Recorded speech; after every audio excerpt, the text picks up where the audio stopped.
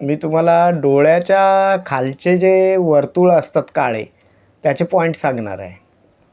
तर बघा, हातावरती आपल्या सुजोगचे हे पॉईंट आहेत. हे डोळे आहेत, हे आपलं गंध लावण्याचा टिकलीचा पॉईंट आहे, नाक आहे, तोंड आहे, इकडे एक कान, इकडे एक कान. तर डोळ्याच्या खाली जे हे पॉईंट आहेत, ह्या पॉईंटला आपण स्टिम्युलेट करायचं आहे की याला हा डोळा आहे. तर मग ह्या डोळ्याच्या खाली आपले इथे इथे पॉईंट आहेत. हे काळे वर्तुळ जे होतात ना, ते की लेस ऑफ ऑक्सिजन आहे. आपले जे गाल आहे ना, हा गाल आपला लंग्सचा एरिया आहे, हा आपले फुफ्फुस आहे.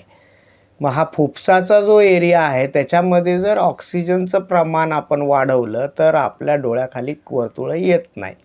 मग काळजी चिंतेने काय होतं, आपलं ऑक्सिजन कॅरिंग कॅपॅसिटी कमी होते. आपण डीप ब्रिदिंग करत नाही, आपलं शॅलो ब्रिदिंग होतं. आपण चिंता करतो, आपण काळजी करतो, त्यामुळं ते काय होतं की काही दिवसांनी इथे काळे वर्तुळे यायला चालू होतं, झुऱ्या पडतात. तर मग इथे आपण हा पॉईंट स्टिम्युलेट केला की त्याला ते आपल्याला बरं वाटतं.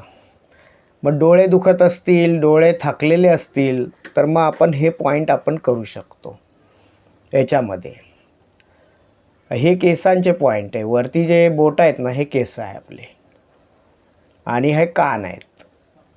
डोळ्यांना आपण जर असं आपण फक्त प्रेशर केलं दाबून या टाईपमध्ये, तर हे डोळ्यांच्या आणि डोळ्यांच्या खाली आपण एक 15 ते 20 वेळा रोज 2-3 वेळा जर इथे हे केलं, तर मला वाटते की एक साधारण 8 ते 10 दिवसामध्ये आपल्या खालचे डोळ्याच्या खालचे जे काळे वर्तुळ आहे ते निघून जायला पाहिजे. बघा करून, तुम्हाला फायदा झाला तर मला सांगा.